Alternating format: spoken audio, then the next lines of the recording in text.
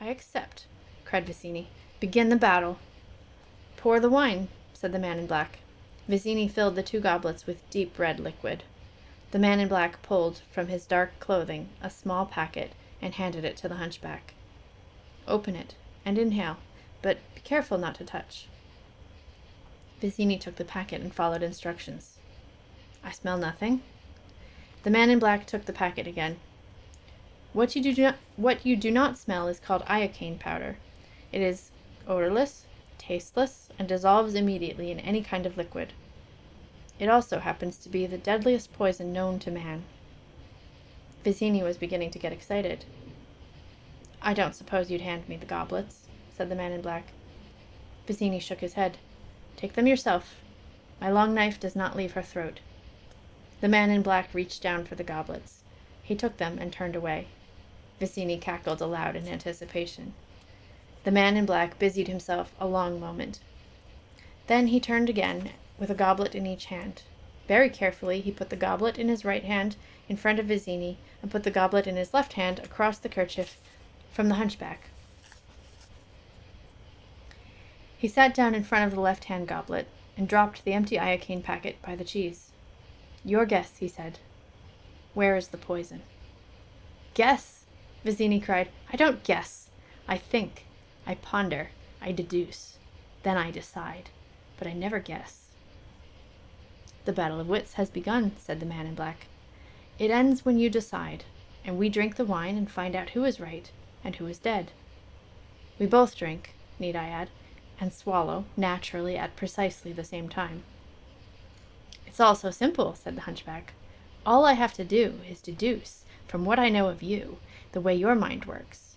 Are you the kind of man who would put the poison into his own glass, or into the glass of his enemy?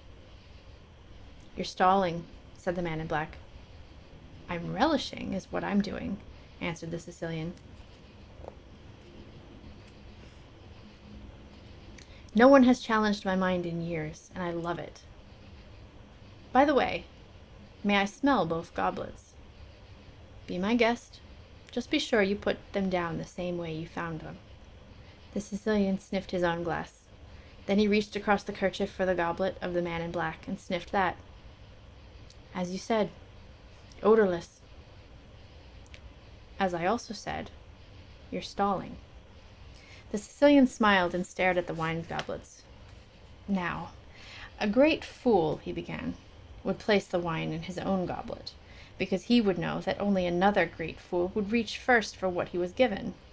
I am clearly not a great fool, so I will clearly not reach for your wine. That's your final choice?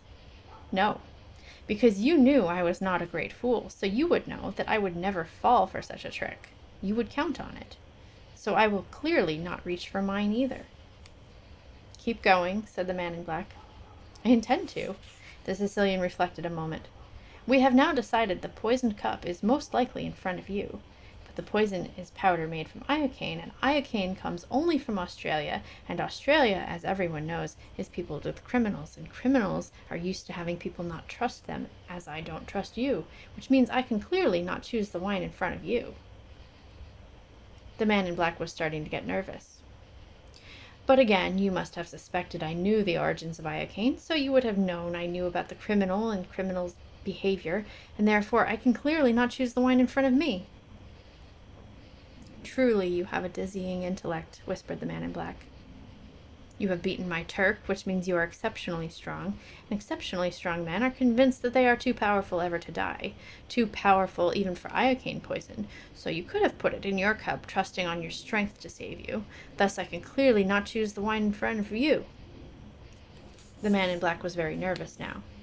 But you also bested my Spaniard, which means you must have studied, because he studied many years for his excellence, and if you can study, you are clearly more than simply strong. You are aware of how mortal we all are, and you do not wish to die, so you would have kept the poison as far from yourself as possible. Therefore I can clearly not choose the wine in front of me. You are just trying to make me give something away with all this chatter, said the man in black angrily. Well, it won't work. You'll learn nothing from me, that I promise you. I have already learned everything from you, said the Sicilian. I know where the poison is. Only a genius could have deduced as much. How fortunate for me that I happen to be one, said the hunchback, growing more and more amused now. You cannot frighten me, said the man in black, but there was fear all through his voice. So the way that I'm reading this feels like there's been fear, there's been anger, but I haven't been like putting that into the voice of the man in black.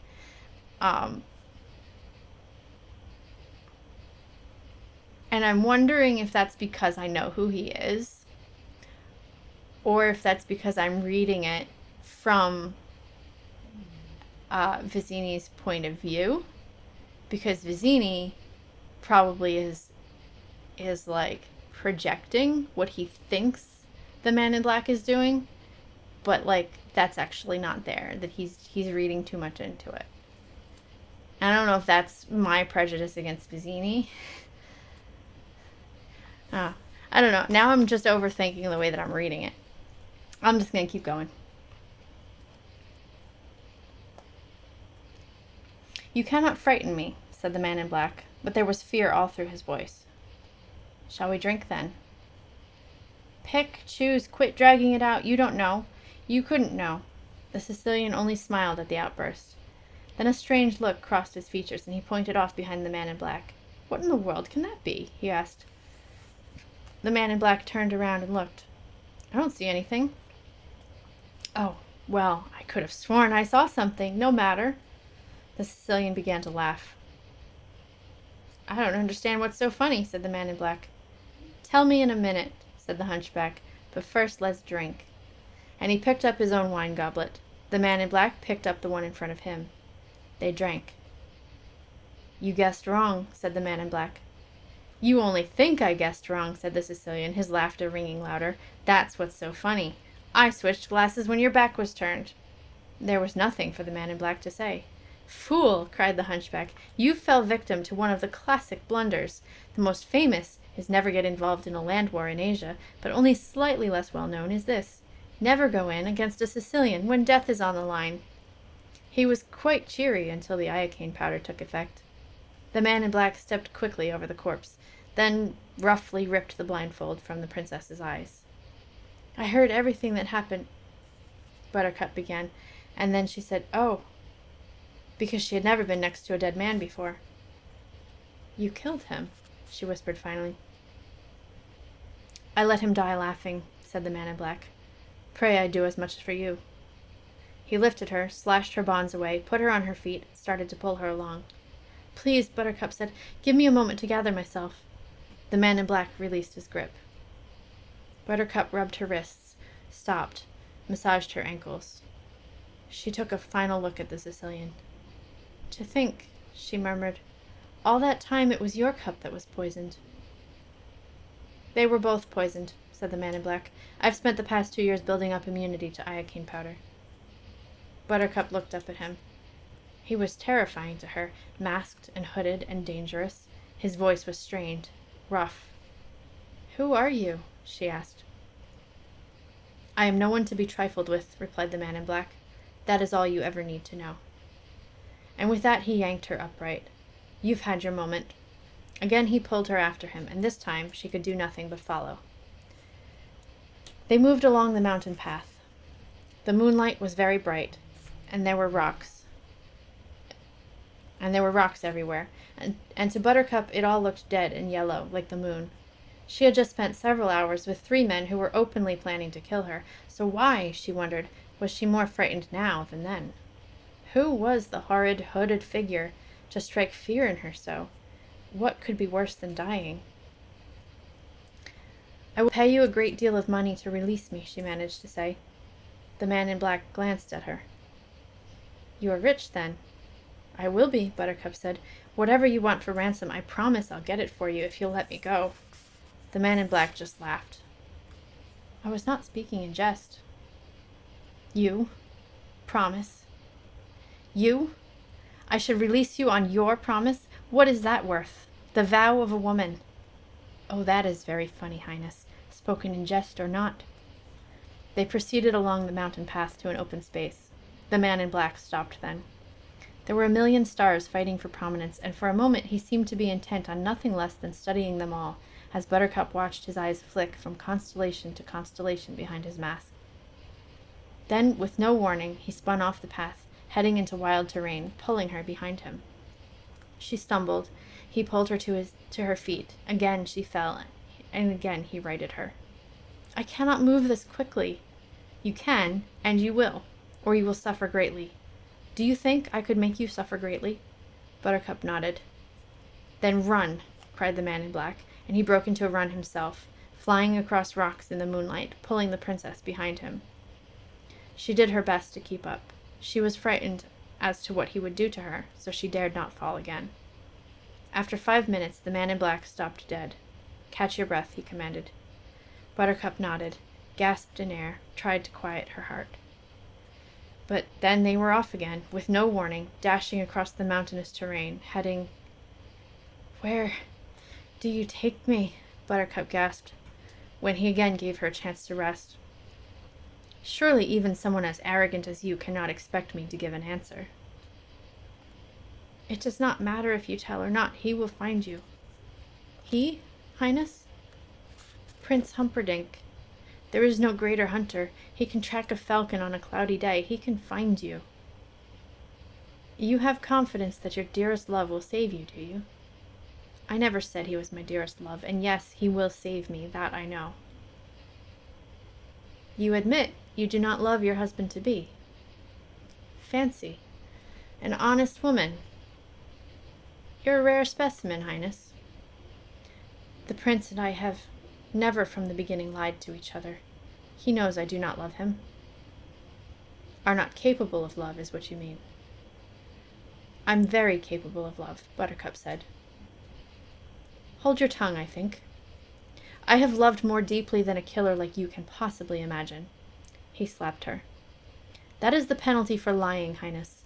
Where I come from, when a woman lies, she is reprimanded." "But I spoke the truth. I did. Buttercup saw his hand rise a second time, so she stopped quickly, fell dead silent. Then they began to run again. They did not speak for hours. They just ran. And then, as if he could guess when she was spent, he would stop, release her hand. She would try to catch her breath for the next dash. She was sure would come. Without a sound, he would grab her, and off they would go. It was close to dawn when they first saw the armada. They were running along the edge of a towering ravine. They seemed almost to be at the top of the world.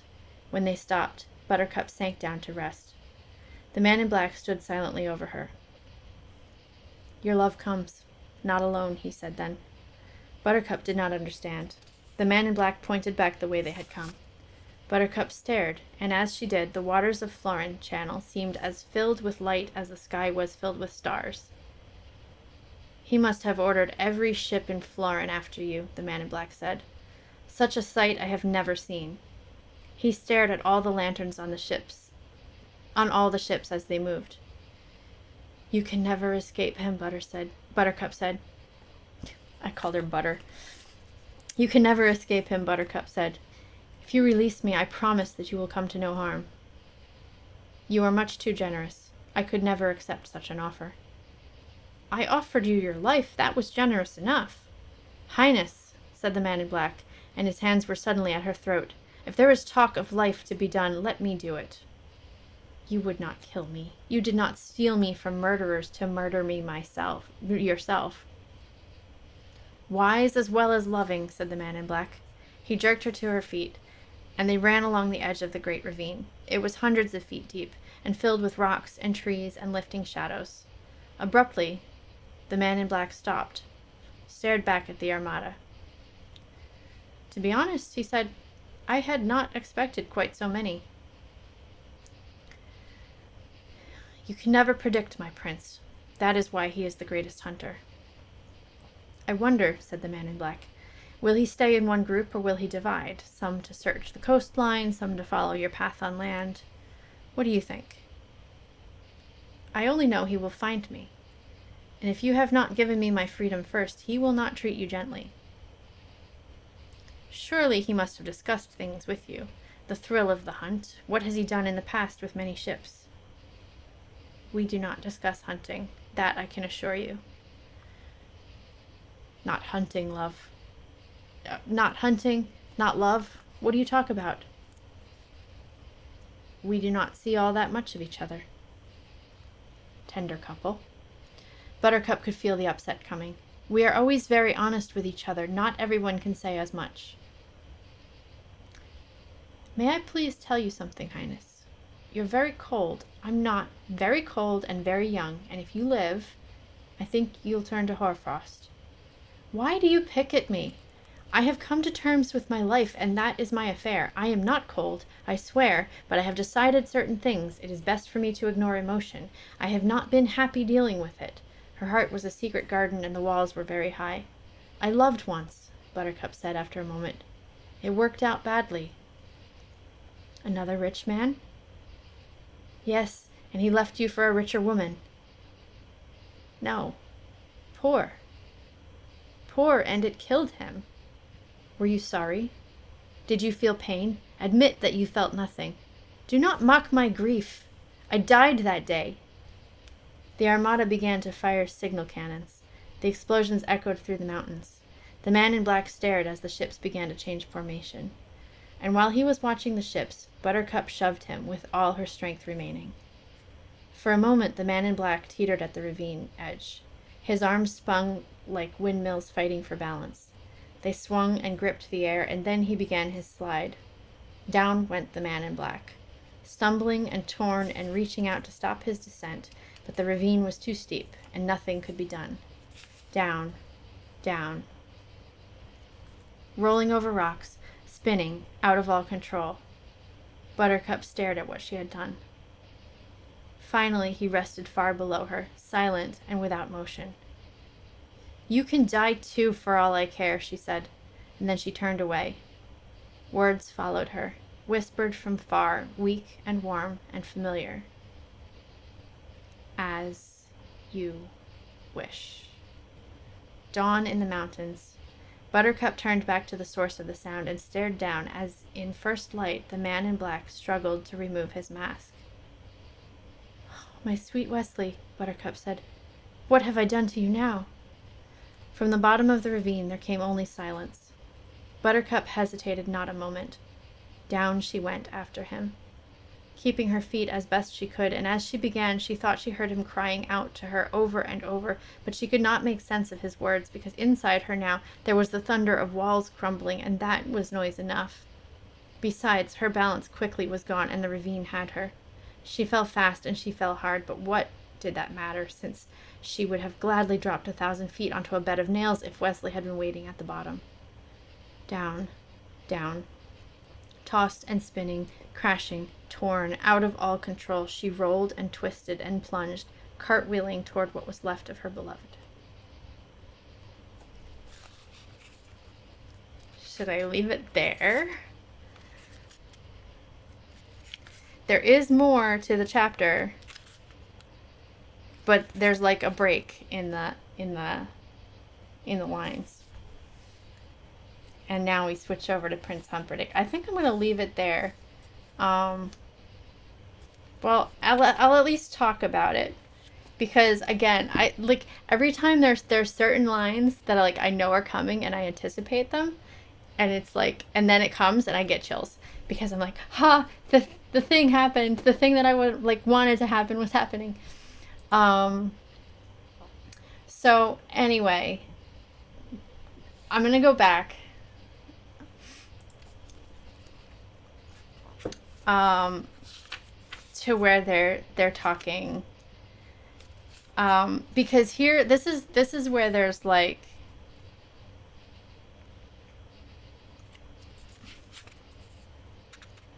you start to get the feeling that he knows things about her, and then you're like, wait, but the things that he's asking, or at the very least that they have a similar, a shared perspective, because he's asking things that are getting to her.